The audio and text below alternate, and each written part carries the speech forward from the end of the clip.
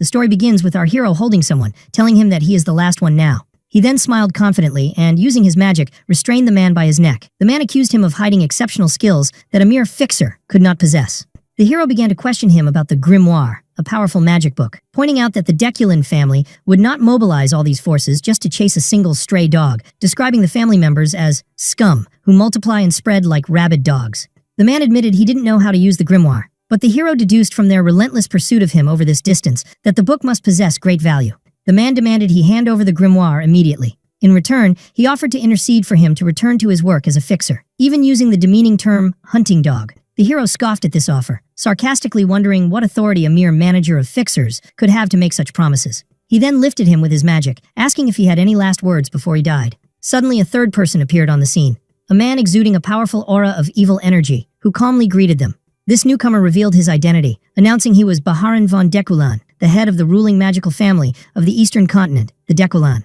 The fixer manager was stunned. This was the first time he had seen the family head face to face, despite having spent decades serving them as a fixer. Baharan was a legendary figure, known as the most powerful sorcerer in the family's history. The hero wondered to himself what kind of man this person might be. Baharan addressed the hero, telling him to hand over the grimoire, promising they would talk afterward. However, the hero met him with a rude and shocking response, telling him that he was pissing him off, and accused him of trying to steal his hard-won spoils. Baharan met this insolence with a sarcastic laugh. At that moment, the hero regretted not devouring the wyvern he had seen earlier when he had the chance, as he now realized that the aura emanating from the family head was overwhelming and stronger than anything he had ever faced before. Baharan explained to the hero that the easiest option was to kill him and retrieve the grimoire by force, but he offered him an alternative. He asked him to hand over the book and return to the service of Deculin, and in return, all his crimes would be forgiven. Baharan praised the hero's combat talent, admitting he regretted not realizing this talent sooner. He was impressed that a filthy rat from the slums could master the trivial skills of fixers and bring them to such an advanced level. He then tried to tempt him with a vision of a bright future, wondering how high a sharp blade like him could soar if carried by the wings of Deculin, and what greatness he could add to the family name.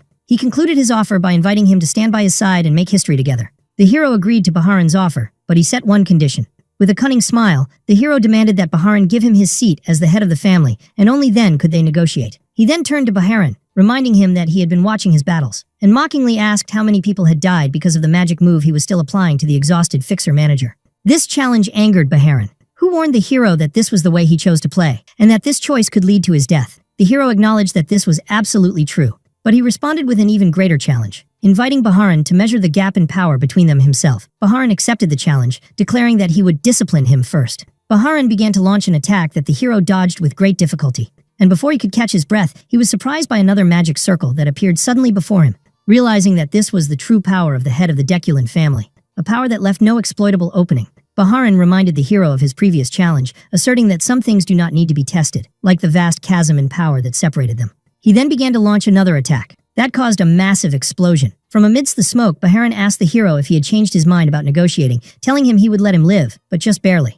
The hero responded by asking if Baharan would accept him if he bowed his head now and returned to the shadow of Deculin. But he quickly answered his own question with a defiant shout, "No way!" The hero rose forcefully, blood covering his face, declaring he was tired of eating dog food. He unleashed an attack of blue lightning, shouting angrily and questioning who would be content to become a dog again, as a fancy collar and a big house don't change the fact of the matter. Baharan called him a fool and prepared to unleash an overwhelming power. The hero was stunned by the sight before him, as a massive storm of purple lightning filled the sky. In that moment, he realized something. He finally understood why, on that day, he had looked up at the sky and seen that wyvern soaring with absolute freedom. The reason for his gaze was his suffering and his deep desire to attain that freedom.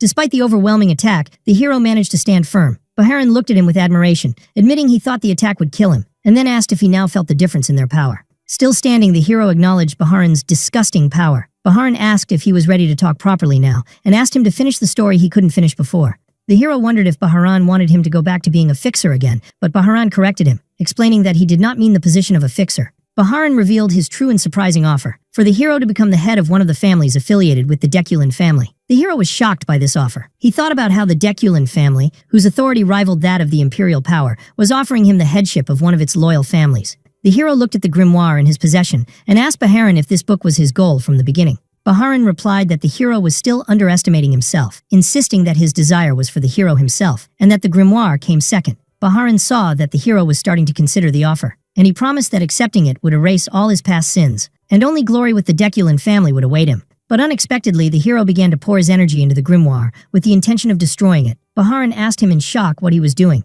to which the hero replied sarcastically that he could have it after it turned to ash. Baharan threatened the hero that he would never die peacefully, but the hero silenced him and told him to listen. The hero explained that fixers don't care about money, but he took this grimoire because it was priceless. He then revealed the dark secret behind it, wondering if Baharan knew about the fixers who were devoured by the young Deculan master using forbidden magic from this book. That scoundrel had devoured the hero's comrades, and the Deculan family covered up the crime. Baharan asked contemptuously if this was all for revenge, noting that the lives of stray dogs are cheap. The hero replied that his motive was not just revenge, he wanted to fulfill his comrades' dreams, and that required money. He also wanted to ensure he wouldn't go back to living in a doghouse after retirement. After hearing everything, Baharan declared that he had heard the hero's last words. He unleashed his final attack, the azure flame of Deculan, an eternal fire that never goes out, and told the hero to regret his choice in the depths of this hell. As the flames consumed him, the hero rejected the idea of regret, shouting that death was better than being Deculan's dog again, and he felt a freedom he hadn't felt in a long time. His last thoughts were that he regretted nothing, and that if he were to be reborn, he would seize his freedom and achieve his true revenge. He was then surprised by what happened. Everything froze as if time had stopped. The grimoire appeared and glowed brightly. Then something strange happened. The hero found himself in another place, wondering how he had survived after being on the verge of burning to death. He felt that something was not right, and the place looked familiar, as if he had returned to the past. Then he remembered he was in the black and white zone, the place where he had struggled to survive daily before becoming a fixer. He realized the incredible truth. He had gone back in time. He wondered what in the world was going on. As he found himself in his younger body, he was sure he had returned to the past, but he noticed that a certain mark was still on his body. Although he didn't understand how, he deduced that the grimoire had done something to cause this return. He remembered that the head of the Deculan family coming himself to take the book proved how important it was. The hero decided that this return to the past was a good thing in any case. He made sure it wasn't a dream. The events seemed too real, and the foul smell of sewage in the place confirmed to him that he was alive. He felt optimistic that this was an opportunity to achieve great success regardless of what he would do. But he wondered what achieving great success meant. He remembered that he once had a dream his comrades also shared, and it was the same reason that pushed him to decide to retire. He began to recall a conversation he had with one of his comrades named Aster. In that memory, Aster told him that they were just homeless people in the black and white zone, lacking clothes, food, and education, and asked him which of these was the worst for him. The hero answered that the lack of food was the worst, but Aster corrected him. After a look of annoyance at the stupidity of the answer appeared on his face, he explained that not receiving an education was the most painful thing. If they had been properly trained and educated, they would not have fallen into the hands of the nobles who enslaved them. Aster revealed his dream after retirement, which was to build a library, a place where anyone, regardless of their wealth, status, or gender, could read books freely. As for the hero, his dream was to go even further. He wanted to build a towering spire, for no particular reason other than that he loved high things. He planned to fill this tower with every book he could find. Most importantly, he would place the secret manual of the Deculan family at the entrance of the first floor, so that everyone could get it, whether they were vagrants from the black and white zone, sons of nobles, or even the butchers in the market. Just imagining seeing those techniques, which the Deculan family considered more precious than their lives, being available to everyone made him feel ecstatic. He admitted that the problem was how to obtain those techniques, but he decided to leave that for his future self to worry about. His ultimate goal was to spread the secrets of Deculan as widely as possible, which would lead to their complete collapse. Suddenly his dreams were interrupted by a powerful kick to his face. An angry young man appeared and yelled at him for not staying where he was told, then began to kick him repeatedly. At first the hero was shocked by this sudden attack, but he quickly gathered his experience as a fixer, who had fought countless battles. He managed to block one of the kicks, which surprised the attacker. The hero calmly told him that he had hit him 7 times. Then, with a sharp gaze, he declared that it was time to pay him back tenfold. The hero prepared for a counterattack, while fear appeared on the attacker's face, and the loud sound of breaking bones was heard. The hero was surprised to find that it was his own hand that was broken, wondering how that happened. The other boy began to scold him angrily for daring to hit someone older than him, calling him crazy. Although the hero managed to land a blow, the young man threw him to the ground and continued to beat him. While the hero's body ached, it was his heart that ached more. The hero took the opportunity and tripped the attacker, who lost his balance and fell into a sewage canal. The hero saw this as a chance to escape. The attacker got up, coughing, and asked the hero where he thought he was going. But the hero replied that he was not running away. In fact, what he was doing was a tactical retreat. He decided to remember his attacker's face and to keep the 57 blows he received in his heart, reminding himself that he was an experienced fixer who didn't know how to give up. After moving away, he realized his situation was bad. His wrist was sprained from just throwing one punch, which made him feel sorry for the weakness of his current body. He sat down, defeated, and decided that he had to forget about the tower for now, and that the priority was to fix and strengthen this weak body. Suddenly, a small white-haired child appeared before him and asked if he was hungry. The hero asked if he knew him, and the child replied that he didn't. The hero analyzed the child's clothes. Although they were worn out, They were originally expensive, so he concluded that he was most likely the son of a noble who had lost in a power struggle and fled here. He saw him as a ticking time bomb to be avoided. The child introduced himself, saying his name was Damien and his mother's name was Bianca. The hero felt he was learning things he shouldn't know, so he asked Damien if he was a bit slow on the uptake. Damien then innocently told him that his mother was dead, and the hero felt sorry for him. He replied that he didn't have a father either, so he was the winner, then tried to shoo him away. The hero decided it was best to get away from this ticking time bomb before it became more troublesome. But when he tried to leave, Damien told him he would come with him.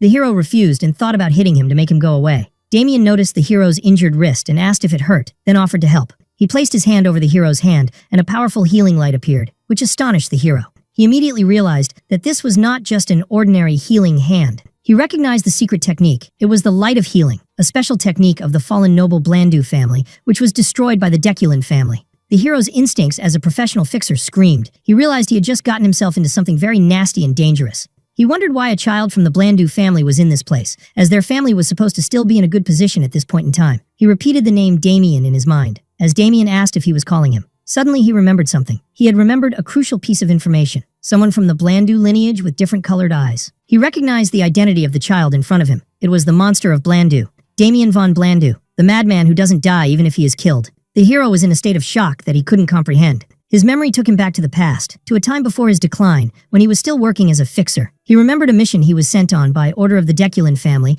to the lands of the Blandu family. At that time, he and his comrades were grumbling, wondering why they were being called for a mission that the Blandu family should have been able to handle themselves. One of the comrades told them about rumors of a monster in the Blandu lands, a monster that was said to have killed dozens. They wondered if this monster was a ghoul or something like that. But what he saw was not a ghoul. He saw a human tearing another human to shreds. This human was Damien, who was laughing madly as he fought, continuously using the Blandu family's healing magic to keep fighting. He was a deranged butcher who wouldn't die even after death. The memory ends and the hero returns to his present, where Damien sits before him, an innocent child looking at ants with interest. The hero is still in shock, unable to reconcile the image of the brutal killer in his memory with the child in front of him. He wonders why the direct heir of the Blandu family, the only son of the Lord, is in such a miserable place. Damien interrupts his thoughts by talking about food. He tells him enthusiastically that they should eat, quoting his mother that eating well prevents illness, and concludes that the hero is sick because he doesn't eat. The hero agrees with his logic, but finds his way of speaking provocative. He asks him if he has any money. Damien pulls out a bag full of gold coins and asks if this is what he meant.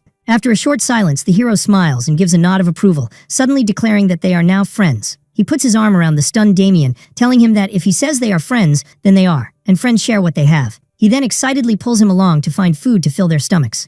Damien asks his new friend what he has to share, to which the hero replies that he has a friend, referring to Damien himself. After they had a good meal and a bath, the hero feels refreshed. He sees Damien wandering around the place, which seems to be a house above the restaurant. Damien explains that it's the first time he's seen a place like this because he always slept outside. Damien suddenly mentions that he doesn't have a father. The hero jokes that he has a father, and they get into a childish argument that ends with the hero wondering why they are trying to compete in this matter. Then he asks him about his mother. Damien looks around and innocently replies that she is not here. The hero decides to assess the situation better. The hero asks Damien how long he has been alone. Damien thinks for a moment, and then replies that since he ran away from home, he has slept 10 times. The hero begins to analyze this new piece of information, wondering if Damien is a runaway and being chased, and whether sleeping 10 times means that 10 days have passed. Damien explains that he can sleep twice a day, including naps, so the total number of times he has slept is 10. The hero deduces that Damien has been on the run for about 3 or 4 days. But he becomes even more confused when Damien adds that he hasn't taken a nap since he ran away, confirming to himself that he is completely insane from the roots.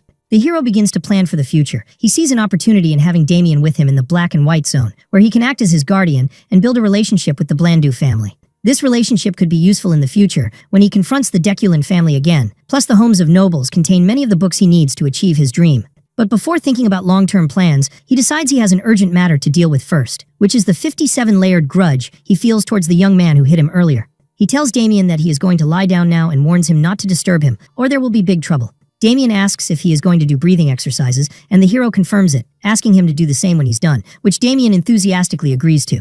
The hero begins his meditation, remembering his past life where he relied on standard magical formulas given to fixers, which had clear limits. To overcome this, he had infiltrated many noble houses and stolen their techniques, nearly getting killed more than once. He learned various secret arts like knightly body strengthening, spirit arts, summoning, and alchemy. But he remembers that all these techniques were not enough against the catastrophic power he faced from the head of the Deculin family right before his death. Therefore, this time he decides to learn the foundational art of the Deculin family itself, the art of the celestial source. It is the origin of all Deculan techniques and capable of harmonizing with all types of mana, and luckily, he had memorized it for research purposes in his past life. When he begins to activate the breathing technique, he feels an intense heat like lava flowing through his body. He discovers the presence of impurities in his mana circuits, which surprises him. To get rid of them, he resorts to a mysterious and secret power known as the mana shower, a technique used only by elite mages from noble families to purify their direct lineage. After the process is finished, he wakes up and wonders how much time has passed. More importantly, he finds that his mana circuits are now clean and his mana has been purified, perhaps to a higher level of purity than even in his past life. Despite this significant improvement, he realizes that defeating Deculan still seems like an impossible task, even if he were born 100 times. However, his chances have improved, and as a man who never gives up, even against near impossible odds. The next day, Damien wakes up from his sleep to find that his hair has turned brown, which surprises him. The hero had secretly changed Damien's platinum blonde hair color and his clothes so that the Blandu family wouldn't recognize him. After the final step of the disguise was complete, Damien asks his friend what they will do now. The hero announces that they are going to crack some heads. As the young man who had previously hit the hero was walking after a nap, he was surprised to see the hero again, but this time he was clean and accompanied by another child. He angrily asked him where he had been wandering and about his clean appearance, then noticed his companion Damien, who, from his clothes, seemed to have money. Suddenly, the hero delivered a powerful punch that knocked him to the ground. He then calmly told him that just remembering his face was enough, and announced that his score with him would start at 123 hits. Two young men in the area heard a commotion and went to check it out, and a large group of youths gathered. Everyone was surprised to see the youngest and what he was doing. The hero smiled slyly. All the faces were familiar to him, and he decided to see how far he could go this time. A violent brawl began, and he beat them down one by one.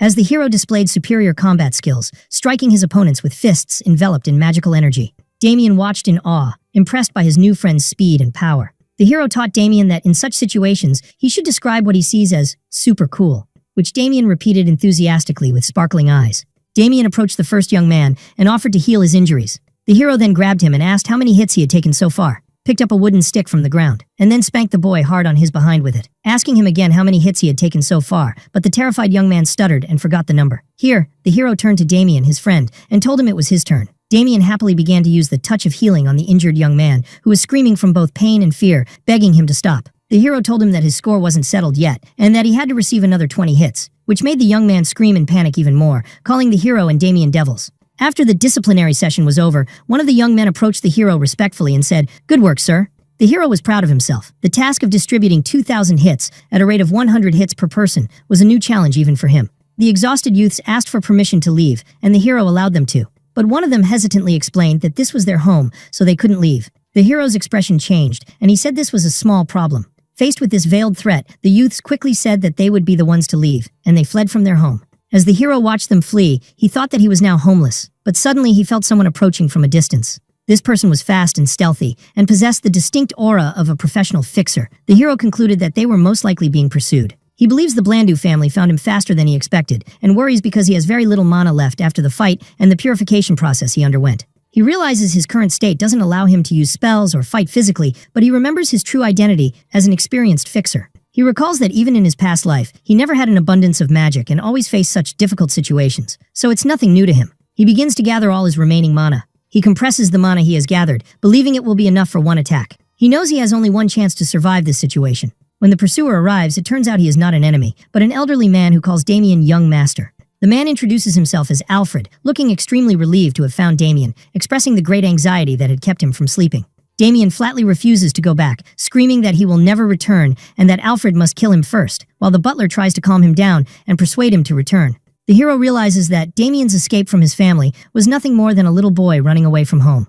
Alfred, the butler of the Blandu family, apologizes to the hero for the scene and formally introduces himself. The hero responds by introducing himself as Aster. Alfred notices that young Master Damien seems very fond of Aster and invites him to accompany them to the Blandu family home. The hero is suspicious of their intentions, as it's well known that noble families despise commoners, but he can't understand their true motive for this invitation. He decides to accept the invitation, as it aligns with his original plan to form a relationship with the Blandu family, who control the entrance to the city of Hazen, where the Zenith Academy and its unparalleled library are located. Since his goal is to build a great library, he sees that visiting their library will be beneficial. He accepts the invitation, considering it just a small detour on his path to achieving his dream. The hero turns to Damien and cheerfully suggests they go see if the Blandu family's food is any good. They arrive at the majestic Blandu family mansion. The hero considers this his first official visit to the Blandu mansion. Alfred tells them that it's late and they should rest, then hands them over to a maid named Lassie. When Lassie tries to lead Damien away, the child panics at her sharp gaze and starts screaming and apologizing to her.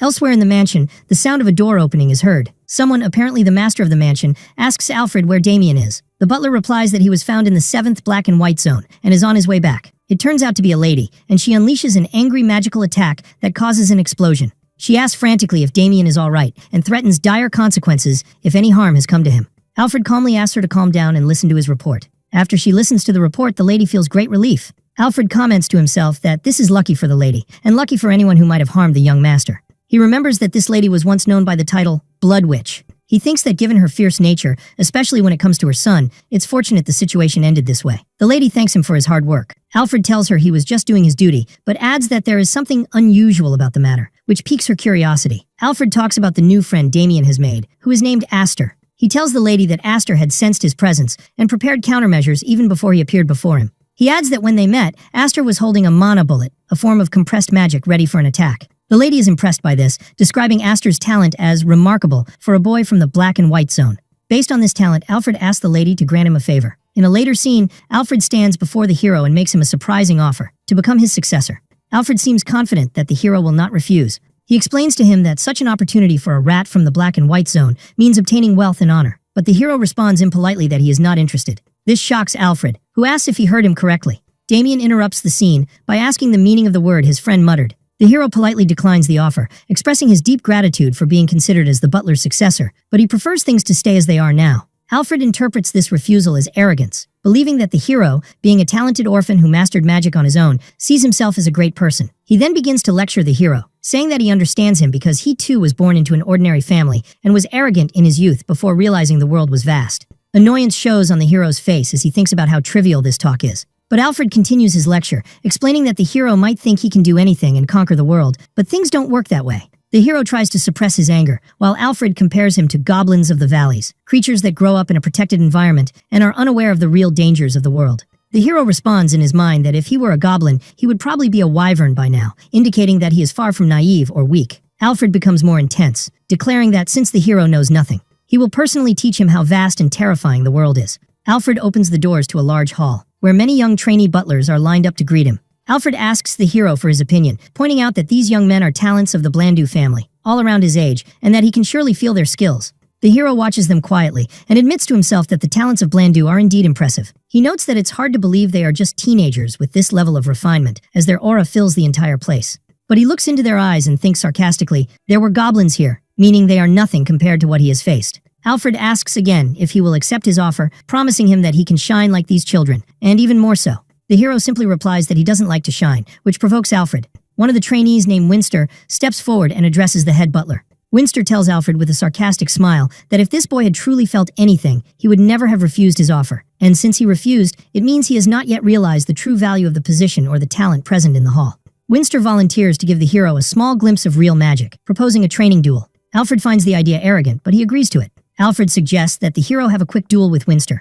The hero realizes he has become a thorn in their side. He understands that they see him as just a lucky stray dog who found his way inside. The hero agrees to the duel, but asks to choose his opponents himself, which Alfred allows. The hero points to Winster and 4 other trainees. He announces that he will face all 5 of them at once, which shocks them. He scoffs at them, saying they should just die if they are scared. Alfred laughs, impressed, declaring that this is the spirit his successor should have. But he warns him that his words could be considered an insult to the Blandu family and asks if he is prepared to take responsibility, to which he confidently replies that he will. Alfred sets the terms of the duel. The hero must last for exactly 1 minute. If he succeeds, he will receive a gift. If he fails, he will be held accountable for his words. The hero realizes that being held accountable means being forced to become the next head butler and sees it as an attempt by Alfred to bind him, but he agrees to the terms. As they prepare for the duel, one of the trainers expresses his concern to Alfred that the duel might be too dangerous. Alfred replies that this danger is what makes it worthwhile, as he believes that breaking the boy's stubbornness is the only way for him to grow. The trainer of the 5 trainees is worried. He fears that injuring the young master's guest could lead to the end of his career.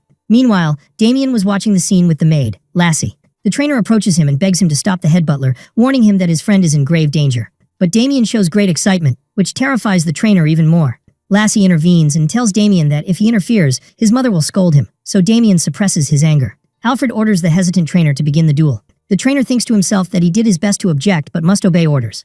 Lassie tells Damien she will be back soon and asks him not to interfere. Damien smiles and tells her he understood. The trainer explains the rules of the duel, describing it as a turn-based spar. He scoffs to himself, considering it an annihilation battle, and not just a spar. The trainer confirms that the duel is indeed an annihilation, where it continues until one side surrenders, while he retains the right to stop the match. Winster mocks the hero, calling him a stray dog blinded by luck, and vows to crush him and reveal his true nature. The trainer shouts, announcing the start of the duel, and one of the opponents rushes to attack the hero. As soon as the duel begins, the hero launches his attack on Winster, landing a powerful and direct blow to his chest, leaving him in a state of shock and pain. Winster screams, not believing what happened. Meanwhile, the hero announces that it seems he will be the one giving the lessons now, holding a mana bullet in his hand and declaring that the first lesson is that the smallest peppers are the hottest. Winster recognizes the technique as just a basic manipulation of mana, an ineffective technique in combat. The hero presents his second lesson, which is not to judge people hastily, then unleashes the mana bullet. The bullet explodes with immense force, sending the 5 trainees flying into the air. The hero adds that the world is wide and bitter as he delivers a direct punch to Winster. He offers the defeated trainees to teach them these lessons and tells them to study them well. Winster shouts at him, calling him a madman, claiming that what he is using is not magic. The hero uses what is known as somatic magic, a style that integrates mana with hand-to-hand combat to take down his opponents. The trainer watches the scene in complete shock at the power he is witnessing, while Alfred watches the hero crush his opponents. Alfred analyzes the hero's technique, realizing that the mana bullet he used was compressed at least 3 or 4 times. He imagines that if he had taken a direct hit from that bullet when they first met, it would have been dangerous. He admires the hero's innate control over mana. He thinks that the way the hero defeated his opponents was terrifying. Suddenly, Alfred senses the presence of Lady Bianca and is stunned. Lady Bianca arrives with Lassie, bringing hope to the trainer who believes she has come to save them. The lady asks what happened, and Alfred hesitantly replies that they were conducting a simple test. The lady looks at the chaotic state and the injured trainees on the floor and asks sarcastically if this is what he calls a test. She orders Alfred to gather the trainees and remove them from the place for now. Then she asks Damien to return to his room. She also asks the hero to return to his room, and he thinks to himself, what a shame. The lady summons the trainer, Renbet, and fires him with a single word. She turns to Alfred, telling him that she understands his intentions, but he went too far this time. Alfred apologizes, admits he lost his temper, and is ready to accept any punishment. The lady changes the subject and asks for the details of what exactly happened in the duel, wondering if Damien had helped him. Alfred denies it, explaining that the hero was simply incredibly good at hitting. Alfred apologizes for his distraction and clarifies that the mana bullet he mentioned earlier was used again by the hero in this duel. But this time, he had compressed it an additional 3 or 4 times. The lady deduces that this means the hero's control over mana is excellent and admits she was very shocked, even though she didn't show it. She wonders in amazement if he had defeated 5 trainees with just 1 mana bullet, and Alfred confirms that he defeated them alone, noting that even highly trained mages find it difficult to manipulate raw mana instead of using spells. Lady Bianca asks Alfred about the offer he made to the boy, and he tells her that he flatly refused it. This refusal piques the lady's interest, and she decides she needs to reevaluate Aster, ordering him to be brought to her. The hero is summoned to meet Lady Bianca, who welcomes him and invites him to sit, while Damien sits beside her with his mouth full of food. The hero confirms that he heard she had summoned him, and the lady agrees but tells him there is another matter first. She presents him with a box, explaining that she heard Alfred had promised him a gift. The hero remembers Alfred's promise of a gift if he lasted for a minute, but he didn't expect the lady herself to prepare it so quickly. She asks him to open the box. The hero discovers that inside the box is a high-quality elixir, a precious item that is not even given in the Blandu family, except to recruits accepted into the top 5 magical squads. The hero is suspicious, knowing that such valuable gifts always come with hidden conditions. Lady Bianca reassures him, explaining that the elixir is a reward for helping Damien in the black and white zone, and it is also an apology for the duel incident. The hero asks her directly if drinking this elixir will bind him to the Blandu family, which she firmly denies. He then asks her if it is poisoned, and she assures him it is not. He asks for a final confirmation that there are absolutely no conditions, and the lady confirms it, telling him to take it without worry. The hero thanks her and accepts the gift. The hero considers the elixir an unexpected gain, but the lady tells him she has another proposal for him, and he thinks to himself, I knew it. The lady offers him a scholarship to attend the academy with Damien. She explains that Damien was supposed to start his studies last year, but he strongly opposed it, which led them to postpone it, and she never imagined he would run away from home to avoid going to the academy. The lady explains that she is asking for his help because Damien admires him, which Damien happily confirms, saying he would be happy to go if his friend was with him. The hero realizes that Lady Bianca is in a bind. Forcing Damien to go might push him to run away again, but she has no other way to change his mind. The hero sees this offer as a good opportunity. Attending the academy is great, and school connections are very valuable in a world that relies on family and regional ties. Although the offer is very good, he feels he is being drawn into the affairs of the Blandu family. He tells her he will think about it for now, and she agrees and asks him to inform her of his decision. Before he leaves, she asks him why he refused Alfred's offer to become his successor. The hero replies with a mysterious smile, "My knees are too precious to me," leaving the lady puzzled. Elsewhere, when Alfred hears this response, he is shocked and amazed by the boy's audacity.